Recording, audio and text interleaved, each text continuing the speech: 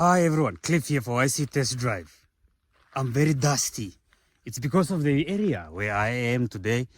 I am with the Toyota Land Cruiser LX V8.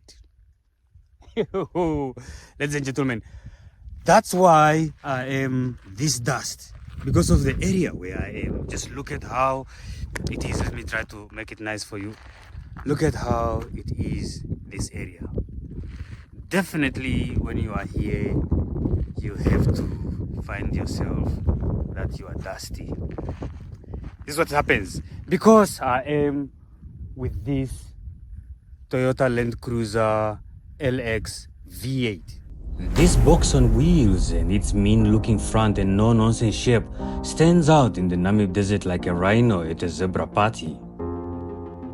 Under the bonnet, there's a 4.5-liter turbo diesel V8, pushing out 151 kilowatts and 430 Newton meter of torque. Now, these numbers might sound a bit weak for a V8 engine, but there's a clear reason behind it. You see, Toyota's made this engine a bit tame on purpose. It's like they've left the room for petrol heads to soup it up for themselves. With a bit of tuning, this beast can really become alive.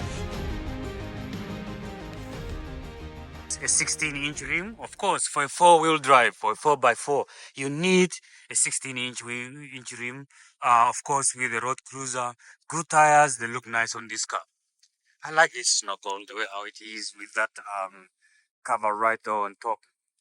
The running board or the side skirts right there, off-road machine. This actually is a car that looks really good. Let me just go around it. Your spare tire there. You have your LX V8 written there just to show you, to tell you, so that, ladies and gentlemen, looks good. I should admit, with this bull bar, it just looks good. Fog lights right there on the ARB bull bar with your indicators also on the bottom. Here you could actually put a winch as well if you wants a winch to be pulling you out. I like the fact that you have this intake here, the air intake right on top there. It makes it really, really look good. And this is just the color that really looks good on this car. Of course, I like these wheel arches, these fenders, the way how they are in that gray, that kind of chromy gray. You then open it this way. Let's start from the back. This time we're starting from the back. This is how you'd open it from the back side. It's good. I like it that way as well. You can open it in tight spaces because you have the long door and you have the short one. So if it's a tight space, you can always use the short one. Let me close this one. And then that one there with your extra tank right there. It has this thing has double tank. You need double tank on this, like those tail lights. If I am to buy a Toyota in my life, this is going to be it. This station wagon LX V8. Okay, let's go inside. Of course, typical metal, papa. This is metal.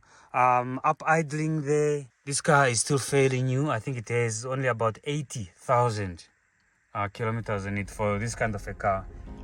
The interior looks classic, straightforward and simple. The only modern thing here is this touchscreen radio. Even though it also looks like a GPS mounted on the dashboard, everything here looks robust. The aircon knob still looks the 80s.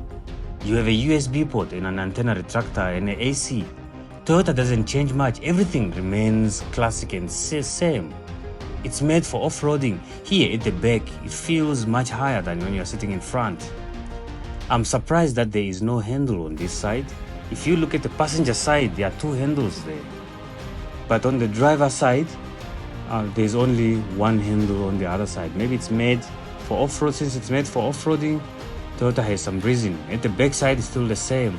The door hinges are plastic, but quite durable. Let's take it for a test drive and see how this car feels like. The sound of a V8. So on a gravel road, you must always put this car in 4 high, which is where it is now. Which is, for me, you should do that when you're driving this car for it to be stable on gravel road. It's just fun. All right, let's see. Oh, the sound of the snorkel here. Listen to it.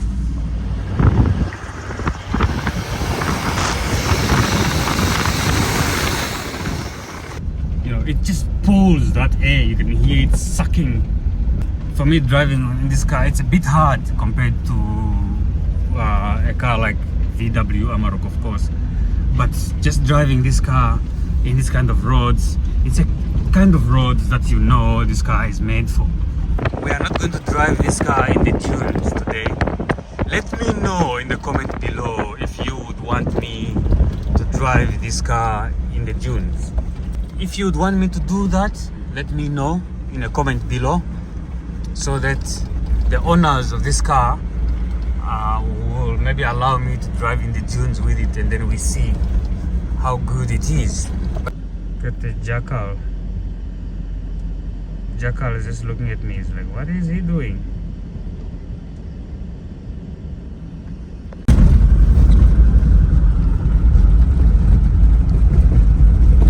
Yeah, I should say this car drives really well on gravel road. Of course, just as I said from the start, that with this car you always have to have it in 4-wheel drive, otherwise you'll have issues. Oh, look at some zebras. Zebras here. They're just quite chilled. Some zebras there. Oh, and the little one with the mother there as well. These guys here, just chilling around. There have some oryx. Look at the baby oryx, how it looks like. With no horns, they it looks funny.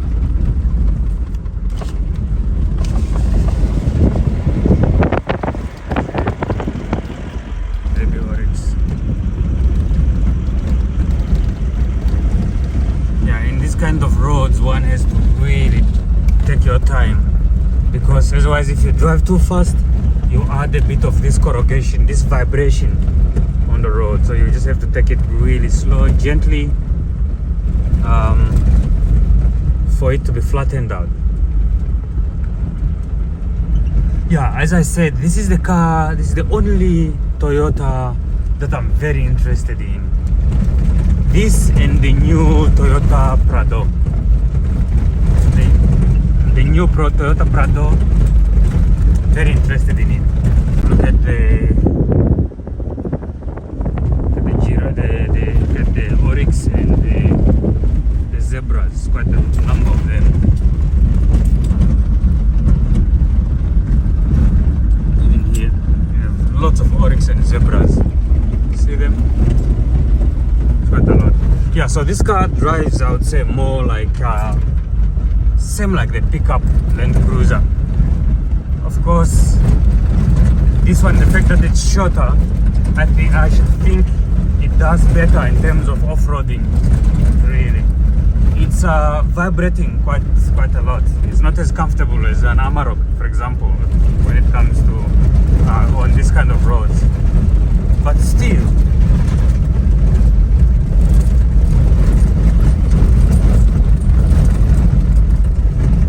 get some oryx there, just chilling.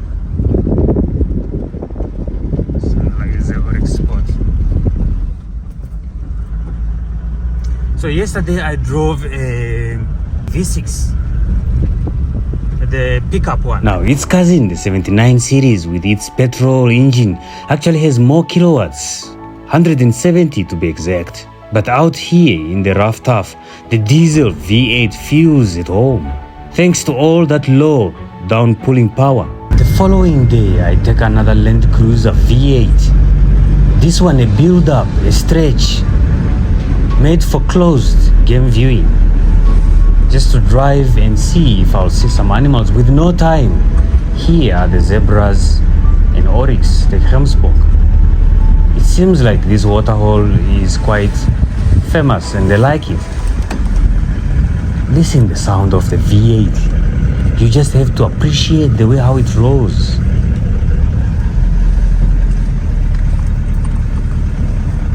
And to see zebras around here in Oryx in their natural environment, enjoying this waterhole, it's just amazing. Now it's time to switch off the engine and quieten up and just listen to the nature.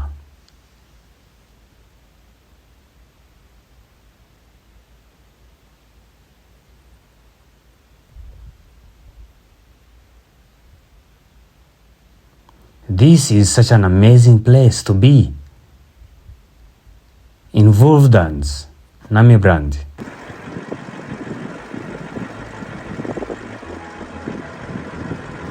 Looks like they enjoy being insane here. If you look in the mirror, this Land Cruiser V8 stretch has a roof rack compared to the one I was driving yesterday. Slightly different, but drives the same. Slightly comfortable because it's much longer. The playground.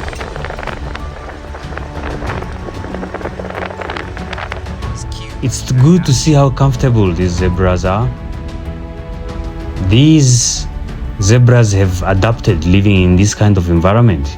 Ladies and gentlemen, here in the NamibRand, you have got the massive mountains standing tall like a bunch of giants watching over the land.